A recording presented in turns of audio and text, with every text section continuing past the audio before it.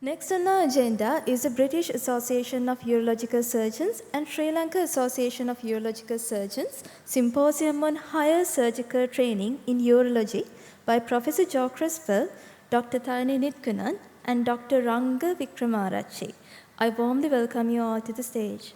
And I kindly invite Dr. Manjula Vijayawardena, the President of Sri Lanka Association of Urological Surgeons, and Professor Joe Cresswell, the President of British Association of Urological Surgeons, to chair this interesting session. Over to you, sir and ma'am. I'm sure this is going to be very interesting, but since we are pressed for time, we'll avoid much of the introduction. So without much ado, may I call upon Dr. Joe Cresswell to present the case of the overview of current higher surgical training in urology in UK. Over to you. Thank you, Manjula. You've heard a lot from me. Lunch is approaching, so you'll be happy to know that my role is to set the scene and hand over to the experts, of which we have two, one of whom will represent the British system and one for the Sri Lankan system. So just to set the scene, this will be familiar to you, I think, because I've heard many colleagues from SLAUS talk about training schemes in their own countries, and I think it's very similar. Medical school, usually about 5 years.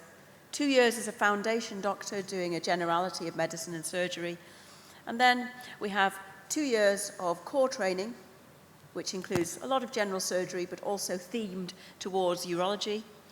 And then a further 5 years of specialty training, which leads to the award of a Certificate of Completion of Training, CCT. And you are then eligible for the Specialist Register. If you are not on that pathway, if you come in through a different route, an alternative pathway, then you can be awarded a CSER, which is a Certificate of Eligibility for the Specialist Register. So basically all these roads lead to the same place. I'm not going to go into this further because I want to hand over and introduce my colleague Tharani.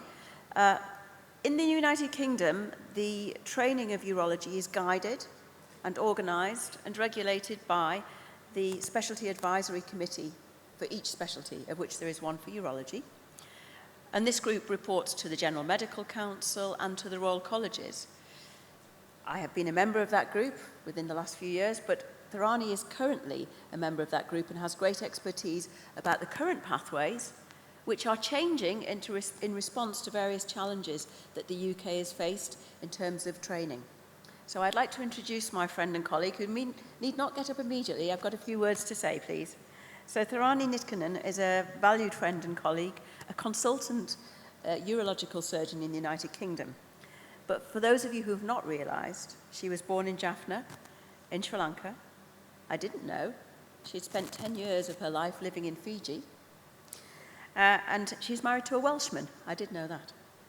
2 lovely children, a naughty dog, and a runner. And Tharani is currently a member of the Specialty Advisory Committee for Urology. She has been a training programme director for urology registrars, and she also looks after foundation doctors, core trainees and registrars in her current hospital, as well as being the boss lady, the clinical lead for the department in her hospital. So I hand over to a true expert who will tell you all there is to know about UK urology training. Thank you, Tharani. Thank you for the lovely introduction. Lovely to be here, and I'm always hungry, but this is definitely the hunger spot for me. So we will quickly progress so we can all get to lunch.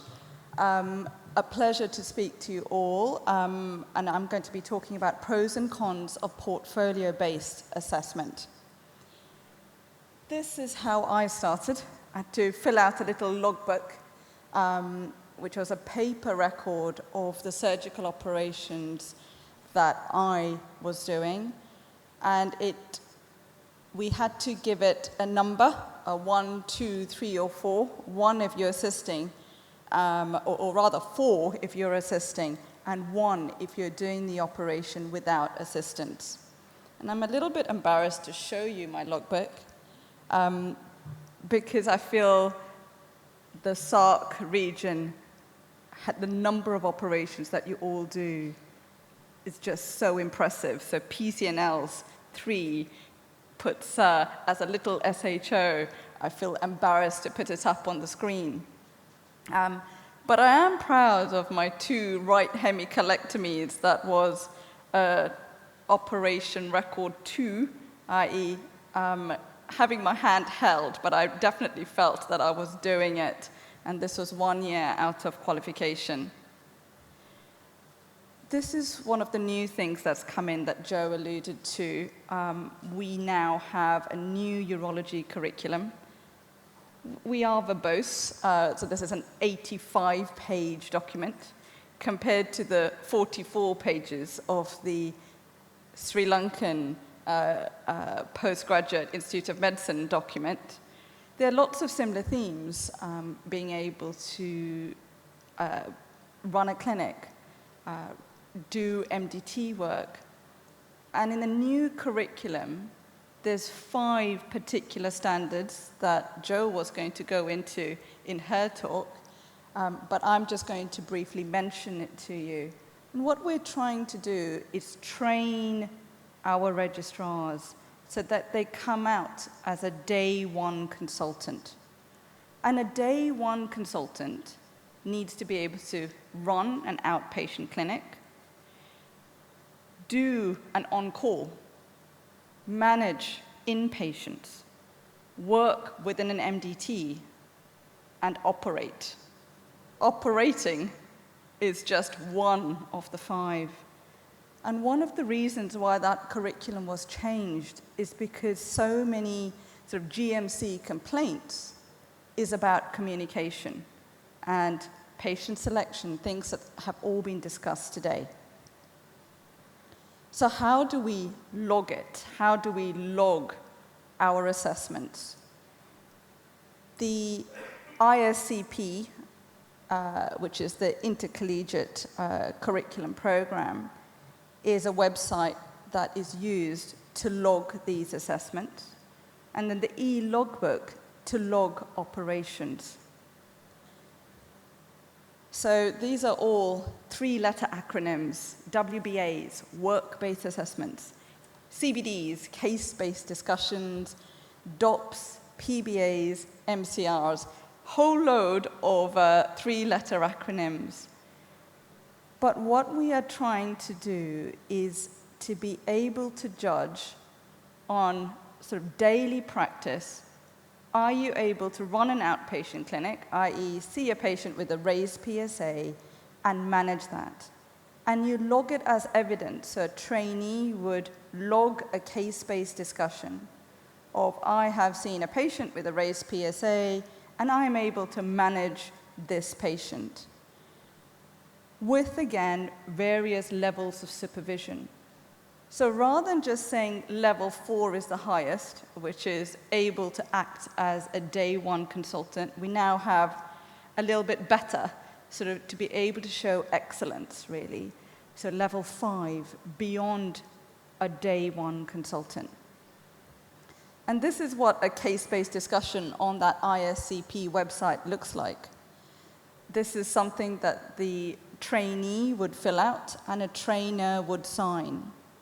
So I've just taken this out of one of my trainees, and they would write about the case, and we would talk about how they've kept record, how they've assessed, how they've managed, how they've been professional in that management, and then give them a grade, if you like, that 1, 2, 3, 4, 5. And there's particular conditions and index procedures. So the critical conditions are the core conditions, and this is the list of this is what we want a day 1 urology consultant to do. Acute scrotum, Fournier's, high pressure retention, etc. And these are the index procedures. Not all of these are required at level 4. These are some of our index procedures. So, what about workplace-based assessments? Are they any good? And this study, which was published in 2015, shows there's poor evidence to support the use of WBAs. So if SLAUS Sri Lanka or any of the SAARC countries are thinking about whether to introduce it, you have to question, should you? And this is another paper, Views of UK Surgical Trainees Regarding the Use of Workplace-Based Assessments. 900 participants, published just a couple of years, well, 2020, recently. And it's a little bit worrying that nearly 90% have witnessed inaccurate recording of WBAs. If you pay me in chocolate, maybe I'll score you as a level 4. What we absolutely, and what this paper has said, is that WBAs can be of educational value if completed correctly. And there was a set number of WBAs, and that has now been reduced. There is no set number anymore. So rather than just a trainee thinking, I have to get 80 WBAs done in a year, and therefore write something and submit it, you want quality, and that is the key. So what are the pros of a portfolio-based assessment? It enables us to show evidence for completion of training.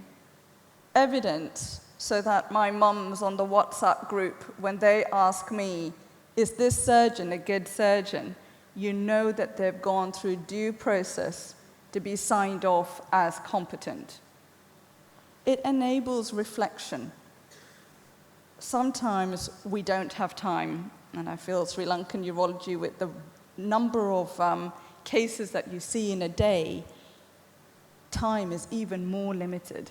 This gives you 2 minutes to just reflect on, as a trainee, what was a good case for me to think about? What did I learn from this case? What can I do to be better next time? And as a trainer supporting trainees, the typical Hindu guru-shishya relationship of that teacher and the student. And the ideal way is for the student to become the teacher, and the teacher's always trying to aspire for that student to become the next teacher. And trainers, as trainers, we learn from our trainees. And in a way, a work-based assessment also enables us to reflect on our own practice. And the cons are time. Time for the trainee, time for the trainer, therefore time out from the healthcare system that needs both trainee and trainer. Is there another model? And I go to Joe's tweet just recently, where that concept of what you have here in Sri Lanka, the real mentorship and apprenticeship, where you take someone under your wing and you really do train them. And maybe that is another model, where you just simply sign them off at the end of it. But in the UK, we want trainees to move to 3 different units, learn the things from different units, learn what is good, and learn maybe what you may not want to replicate with your own practice. So why does a SLAUS or SLAUS trainee need to know about portfolio-based assessment? I guess the question is, will it be introduced in your own countries? When you go for overseas training or fellowships, you may come across it. And I want to touch on CSER that Joe has also alluded to. This is a document published earlier this year, which is the Code of Practice for International Recruitment of Health and Social Care Personnel in England. And I'll read this to you. Health and social care organizations in England do not actively recruit from those countries the World Health Organization recognizes having the most pressing health and care workforce-related challenges, unless there's government-to-government agreement. And they list countries as red and amber or green. And the red and amber countries, Afghanistan, Bangladesh, Nepal and Pakistan are listed, and the green countries are India and Sri Lanka. And I, as clinical lead, always, when I put out an advert for a registrar, and I have 70 applicants, only 5 British trainees or doctors, and the rest are from all over the world. And it pains me. And that's what made me find this document. And I had to sort of say, okay, at least I'm not actively recruiting. I am simply putting out a job on our websites. And if people from overseas wish to apply, and they do, and they meet the criteria, then we can give them a job. But I do feel for the patients in those countries who are not having you to remain in the home country. Which moves on to CSER. There are urologists and doctors and surgeons who come to the UK and want to get onto and become a consultant in that country. And to do that and enable that, you need a certificate of eligibility for specialist registration. And this means that you have to show a portfolio. You have to show that you can do those 5 things, those 5 capabilities of practice, that outpatient work, the MDT working, the inpatient work, the operating. And the ISCP website enables you to absolutely document that. So it's now being driven that anyone who comes should just use ISCP, should have a supervisor to support that process, be it that they go back to their countries or stay, it will be of benefit either way. Thank you for listening, and happy to take questions if later. Now we have got the site from United Kingdom training program. So now we'll quickly move to Dr. Ranga Wickramaarachchi.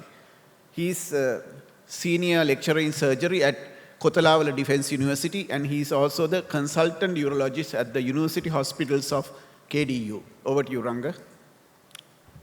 Okay, sir. Thank you for those kind words of introduction. And thank you for the opportunity, and I'm privileged and honored to be in this symposium with 2 esteemed my senior colleagues, Joe and Tharani. Tharani, of course, known for a long period since 2016-17 time. So now we'll focus on Sri Lankan training. Of course, there are a lot of similarities between 2. And of course, probably maybe slightly behind and following the same footsteps of the UK system. I have no disclosures. Of course, during the presentation, some opinions reflect my own opinions rather than general opinions. So just to start with the historical background of Sri Lankan training, the Sri Lanka, the urology became a speciality on its own since 1954. That was the era where the PGIM was not established. And like any other country, our urology training was based on general surgeons who learned about certain aspects of urology, and then they came and started practicing. So Dr. G.N. Pereira was the first urological surgeon. By then it was GU surgery, genitourinary surgeon, appointed in Sri Lanka. He was followed by 3 other giants, Dr. L.S. Artigala, Dr. L.M. Pereira, and Dr. Beligaswatta. And there they have pioneered open surgery and introduced transurethral resections into the scene. Then came the PGIM era. The PGIM under the University of Colombo is established up to date, which is the sole authority or the establishment which will govern, supervise and regulate postgraduate training in Sri Lankan medical specialties. And formal and structured supervised training program came into the picture since the establishment of PGIM. And the first post-PGIM era urologist, late Dr. S.S. Gunawardena, Dr. Neville Pereira, later on Professor Neville Pereira, and Dr. Samaravira, out of which I'm happy my mentor, Professor Neville Pereira, is in the audience. And since then, this is the entire picture, the landscape of post-PGIM training. You could see here, the PGIM has produced 49 board-certified urologists in the country so far. And sad to say, about 1/4 of them have left the country, and we are left with 33 functioning urologists at the moment. This is to serve 21.8 million population, and roughly the ratio 1 to 663,440 patients. In comparison to UK figures, I think it's 64,000.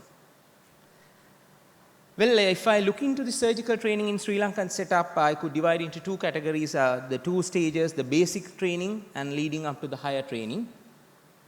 The basic training, similar to the UK system, once you graduate from the medical school, you have an internship, similar to foundation year, and then the post-intern period, like co-training 1 and 2. Here you need to have surgical exposure of minimum 6 months before you embark on your Part 1 MD surgery, which is the common screening examination to select the trainees for all surgical specialties. So once you are successful, you will be undergoing a rotational training, and out of which 12 months of general surgery and another 6 months in a peripheral unit, and plus many subspecialty training, and out of which they will get exposure to urology just for 2 months. And this is important because this is where they get the tissue handling, cutting, and particularly the laparoscopic experience, particularly in the general surgical rota. And at the end of the training, they will sit for their MD surgery examination, and if they are successful, they are eligible for the MRCS without examination, thanks to collaboration with the Royal Colleges. So this is the entry point into the higher training in urological surgery in this country. Of course, if they are successful, and then depending on their merit order, they will be eligible to select urology. This is a small set of data I want to reflect on the number of trainees who have selected urology in the past 10 years in Sri Lanka. You could see the numbers. On average, I would say about 4 to 5 is the number. In recent past years, 6 and 5. And the numbers determined by the number of trainees who are successful in that particular attempt, and also the available training slots, and of course the preference of the trainee. You could see here enthusiastic, the trainees, the current day in training, and I am quite happy to see a female trainee among the lot, in keeping with the rest of the world, and she will be the second female urology trainee in Sri Lankan setup. Back to the higher training. So the higher training require minimum of 3 years, could be 4 years, it's optional, out of which 2 years will be mandatory local training, again 18 months in one center, followed by another center in 6 months. This will be followed by overseas training in a recognized center. This has to be recognized by the Specialty Board in Urological Surgery and the Board of Study PGIM. They are the one year mandatory training, and preferably you can go up to another 1 year. And most of our trainees, they take 2 years, and therefore virtually takes 7 years and 2 months to produce a board certified urological surgeon in Sri Lanka. So if you look into the structure and the content of training, the 3 pillars, as Tharani quite correctly mentioned, knowledge, skills, and attitude. And out of 3, I think the attitude is the most important one. The knowledge you can gather anywhere, it's on your palm, and the skills, little bit you need to adapt, but the attitude is very difficult to change. The attitude will cover the communication, the interpersonal relationship, and how you handle things, and everything that will produce a complete person, complete surgeon. And as you mentioned, what we mean by the competence is the competence of a day 1 consultant, and what your minimum required to function as a consultant. So the local training is curriculum driven. The curriculum will cover the main areas of the urology, adhering to the 3 pillars: knowledge, skills, and attitude.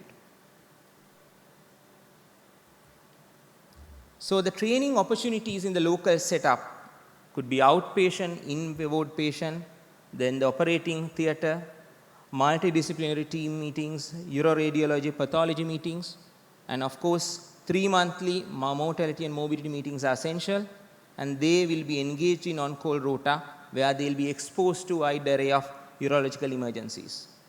The other procedures are also important, such as urodynamics, thrust biopsies and things. Here the training is supervised the principal trainer, which is under the supervision of PJIM and facilitated by the Ministry of Health.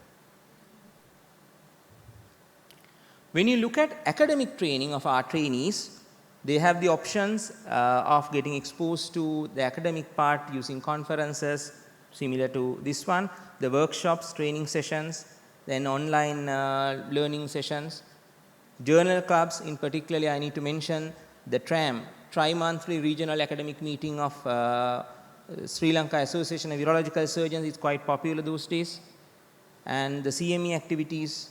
And out of online platforms, the Euromet, which is ongoing fortnightly, the selected topics will be discussed on the online platform, which are quite useful for the academic training. Not to forget then the guidelines, NICE EAU guidelines and the BJUI knowledge, and our trainees are very lucky, they have their free access to BJI knowledge platform courtesy of SLAUS. So this academic training again facilitated by the PJIM, Sri Lanka Association of Urological Surgeons, and also the umbrella body, the College of Surgeons of Sri Lanka. During the academic training, they need to engage in research, audits and publications. So in the curriculum itself, they need to complete 2 audits within first 2 years, and they need to engage in 1 research project and publish minimum of 2 scientific articles. Not only that, teaching and training medical students and also the postgraduate registrars is also part of their training. I think which is quite good, because then they will learn how to share the knowledge and to proceed. So why the local training? What are the important aspects? Of course, it's quite familiar setup and they are used to this system. And during this training, they have a training commitment as well as service commitment. Obviously, we are in a developing country, quite a high workload, and they need to provide their service. The good part is you can see a wide spectrum of urological diseases. Of course, the volume is very high. That gives a better opportunity for their learning and training. And the hands-on experience, I think it's quite frequent in this part of the world. And they will come into contact with urological emergencies during this period. So this is a small set of data I collected recently with the view to this presentation, and this will reflect the number of cases our recently qualified urologist, board certified 7 consultants have done, and this is basically based on their logbooks and the local training. Here you could see the large volume of TURPs, TURBTs, URS LACE and also the PCNL. Of course, there is a variation depending on the training center, but it's quite satisfactory. So when it comes to the overseas training component, traditionally our trainees, they will select an opportunity in the UK, Australia or maybe Singapore. But of course, as it was mentioned, then there is a wider opportunity in the region itself which we need to focus in time to come. The training in the UK basically facilitated by the Royal Colleges, and the Medical Training Initiative program is a good program where the training in the UK will be monitored by the Academy of Royal Colleges. Our trainees will get paid overseas leave for 2 years, and of course in return they are bonded by the government to ensure that they will return to the country and serve for a minimum period of 8 years. The overseas training has no syllabus or curriculum. One may think this is a disadvantage, but I think it's an advantage, because a country like us, the trainees, whenever they are deficient in particular area, so they can tailor to their requirement, they can focus on the particular area of training during their overseas training. Not only that, and they can develop their subspecialty interest during this training. So during the overseas training, they will be exposed to a different culture and working environment, which is quite healthy, and they will get opportunity to refine their existing knowledge, skills and attitude. They may acquire new skills, and of course to the exposure to advanced technology, like robotic surgery, and more important, I think the networking. That is what we could see even in this audience. The networks we have developed, the connections we have developed as trainees will be long lasting. And overall, they will enhance the surgical culture in the country during their overseas training. So any training needs assessment. In Sri Lankan setup, assessment will be based on the surgical logbook, the periodic progress reports by the trainers. Again, the progress reports these are part of the logbook I have indicated, and like Tharani mentioned, it's an old-fashioned UK fashion logbook which is paper-based, and performed, assisted and observed, and the surgeries are listed down there. It's a long one if you refer the one. And then during the progress reports, basically the practical skills, interpersonal skills and academic skills will be tested. And they are supposed to maintain a training portfolio, and in 7 areas: subject expertise, research, audits, ethical issues, information technology, teaching, sharing knowledge, lifelong learning and reflective practice. As you quite correctly mentioned, it's not the surgery, it's not the operation. You need to focus on so many other areas to produce a complete specialist. So at the end, they will be exposed to pre-board certification assessment, which is Viva based, which is mandatory to get board certification in the country. And since 2021, with the blessings of Sri Lanka urological surgeons and conducted by the College of Surgeons of Sri Lanka, now we have embarked on urology exit examination at the moment, which is optional and which is similar to FRCS urology, and this will end up with CST urology. And I'm sure you have listened to this by Professor Srinath Chandrasekhar yesterday in great detail. So how we ensure the quality in our Sri Lankan training? Of course, the frequent regular supervision and the assessment, the entire training system, which includes trainee, the trainer and the training unit by the PJIM. And the training units and the trainer accreditation is also an important part in quality assurance. And if you want to become a trainer, then you need to complete minimum 3 years post-board certification to eligible for a registrar. But of course, for a higher training, you need to complete 5 years. And then you need to produce your the data, the bed strength, and the workload, and your the caseload, and based on all these things, the PGM will assess whether this particular center is suitable to become a training center. So the training programs and the examiner training programs are trainer training programs and the examiner training programs are conducted by the PJIM, and which is now mandatory to become a trainer. And we do have assessment system with the help of an external assessor, and usually it's a member of the Royal Colleges who will attend as a part of quality assurance.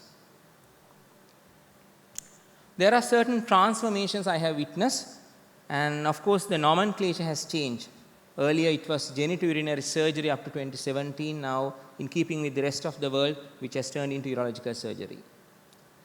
Earlier we had trainer-centered training, where the trainee is allocated to a trainer for the entire training period, which we have escaped, and now we have moved into trainer-centered training, where trainee will rotate and then move to different trainers to get the best out of everyone. So if the trainee is feeling that he is not sufficient in particular area, he needs more improvement, of course trainee can move to a different trainer and get the gaps filled up.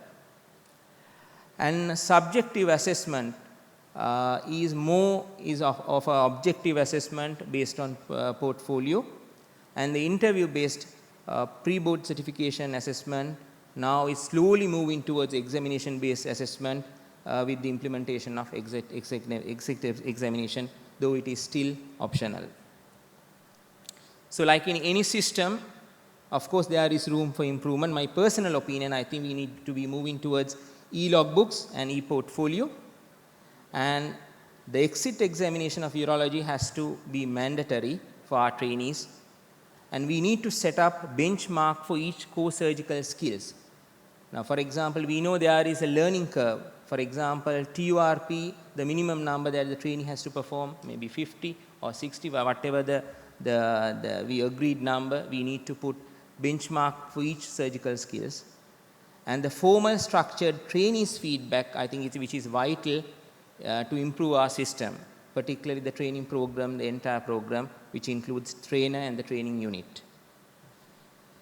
To conclude, here you could see one of the board certified consultants way back in 2014, happily standing in a nice backdrop of eastern part of the country. Thank you. So time to take a few questions and we can start a quick discussion. I might start then, if that's okay. We do have something called multi-consultant reports because we do want the trainers to give their opinions on the trainees. And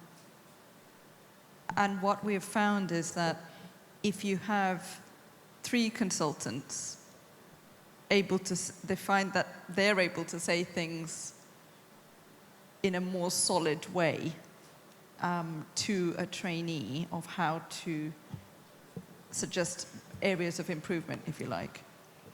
So we have found that the multi-consultant report is something that has also come in, which is hopefully going to help the system as well. I suppose, I wonder in Sri Lanka, trainees move within, they may stay in one hospital for 18 months, but they move between consultants within that 18 months. Yeah, thanks, Tharani. That's very interesting, and I think it's the way forward. But in Sri Lankan setup, the first 18 months, they will be allocated one particular unit. So they will be within the unit. But within the hospital, if they feel that they need some additional training, of course, there is no barrier to move to the other unit and get the training. And which is very successfully happening in the National Hospital. The trainees at National Hospital, they move between units whenever there's something important happening. On the other hand, we have an issue now, particularly certain other teaching hospitals. Kandy, we have only 2 consultants. So now practically if we compare the UK system and Sri Lankan system, we know the UK, each urology department will have minimum 4, 5 or maybe 10 consultants. So I think there is a better assessment by many people. But in Sri Lankan setup practically which is not possible. On the other hand, when they move between the first 18 months and the second 6 months in another consultant, so they can get different views and the feedback from 2 consultants plus the overseas trainer. I wanted to ask a question, if I may. I don't know whether you're aware, but it's not just the consultants who assess the trainees in the UK. The trainees assess the consultants. And there's a report produced by the GMC every year which grades every unit according to how it's performing. And this is a very robust way of quality assuring units and consultants. Is this something that you have or something that you would embrace? What do you think, Ranga? Which is not formally placed in Sri Lankan setup, which I believe which is very important, because then only that will give the opportunity to the trainees to and give the feedback. And I think in turn it will improve the training system itself. The trainer will correct himself, and then if there are deficiencies, he will fill up those gaps. I think it's really important. I totally agree with that. I am open for correction, but I have noticed Sri Lankan trainees have even a better method. They come with feedback forms that are to be filled by a person of equal standing, a person from the nursing staff, person from the paramedical staff who is like a radiographer who is operating the C-arm. That is required by the PGIM as a feedback. So you are assessed by your ward sister also. He says, horrible person doesn't come when on-call is dead. He asks us to catheterize the patient, he doesn't turn up. So that feedback can go. So that is a better. I was also now, after listening to all 3, I was thinking now, good old days, we are saying, I am Professor Neville Pereira's trainee. I am from his clan. Then Ranga is also from my clan. Srinath can say he is Samaravira stock. Suren is Samaravira stock. So we can identify a giant in urology who molded us. So if we are in a trouble spot, we would think, how would my teacher react to this? would he just remove the gloves and walk away and let the anesthetist recover the patient, or whether he'll get into the operation or call somebody. So we'll do the same thing. But in this system, the trainee can't identify that father figure because he is so busy moving from one to the other. But he is a child of many fathers. So for example, if I say I am a graduate of Oxford University, then that is totally different. I graduated from Cambridge, like that. So like the Scottish clans, so if you're McCartney, McCall, or some other clan, so they have some proud tradition. So it is actually killing, this training method is actually killing that traditional appearance of a surgeon. You know, surgeon is quite different to the physician. So he is like a very bold, adventurous, masculine, sorry to say. So that traditional impression is going away. What do you think? I don't think I can answer that. I'm going to have a go, though. I think, yeah, the masculine is definitely changing. And, you know, even the words that I used, if I had an applicant coming in saying, I will speak to my boss and I will tell him that this is what we have to do, they get scored down, you know. So we're used to the sort of broadness. And I would say, like a child being brought up, it's not just the father who brings up the child. It's the father, it's the mother, it's the grandparents, it's the uncles, it's the aunts, it's everybody who make this child. It's the village that makes the child. So I suppose I truly believe that having experience from a wide range of people, that child, that trainee will be able to say, oh, I know that Miss Cresswell would do this and Miss Nitkunan would do this. Therefore, what is best for this situation? And having a wide variety of thought, rather than think, I know that Mr. Blah Blah will just fling the scissors across the room and walk out. No, you know, we want them to have a wide range. And there's one person that's missing from this multi-source feedback that you're discussing, which is getting that wide range of comment, and that's the patient. We also get patients to comment on our work. So we have to submit multi-source feedback, not just from all of our colleagues, our nursing colleagues, our healthcare professionals, but we need to get 25 questionnaires filled out from patients. So we want patient feedback of, am I a good surgeon?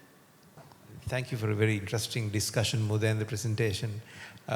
So my view is that it's a question of magnitude. See, Sri Lanka has only 4 training centers. So what Manjula mentioned is inevitable because you're going to be trained by one of 4 teams. Each team has 2 trainers, NHSL, South, North, and Kandy. So the problem, it's not the problem, the culture Sri Lanka has is of being trained between 2 centers because each trainee at present will go through one of, out of the 2 centers. But I fully agree with what Tharani said, and this is why PGM insists that all our trainees get overseas exposure, not because it's overseas, because it's wider. We send our trainees to the wider world so that they get a broader experience. But as it stands, Sri Lanka, whether we like it or not, has only 4 training centers. So we need to grow into the future and develop and make it as broad-based as possible, but at the same time work within the resources we have. I think we were talking about the trainees and trainers relationship. I think my feeling is that the trainer should be open for change. The trainees, they pick up various things when they are going through these training programs. They pick up new things by attending meetings and then listening to the others, discussing with their contemporaries. So if the trainer is very strict about his Holstedian type of teaching, then I think that unit will also not progress. So best example I can give is that after doing over 1,000 PCNLs prone, my trainee, the last couple of trainees, they said that supine PCNL seems to be quite attractive. Why won't we change? So I could have told that, no, I have done so many and I'm not going to change at all. But I changed. So I had an open mind. There's only one example. So there are, in the management of patient or surgical technique, if you are open and if you are brave enough to, move with the rest of the world, with the trainee, I think that particular training center will have a wider variation of things for the trainee to learn. So I think the trainers themselves also should be open-minded and flexible. I absolutely agree with you, Neville. I think it's important to say here, let's go back to one of the slides from yesterday. Regional problems, regional solutions. We are adapting because of problems we have in our training and in our service. So our trainees are not having 10,000 hours. They're not doing 1,000 operations. And we have had to find ways around that. And one way to do that is to focus on structure and competency-based. So I think I applaud all of the systems around the world. We all adapt to mitigate the problems that each of us face. Nevertheless, there's opportunity to learn from each other. But I think the principles you describe are the principles and the values of a trainer anywhere in the world. Thank you, ma'am, for that kind words. To our distinguished speakers of this symposium, your dialogue on higher surgical training in urology has been enlightening. We extend our deepest thank you for your perspectives, which will undoubtedly influence our practices and educational approaches.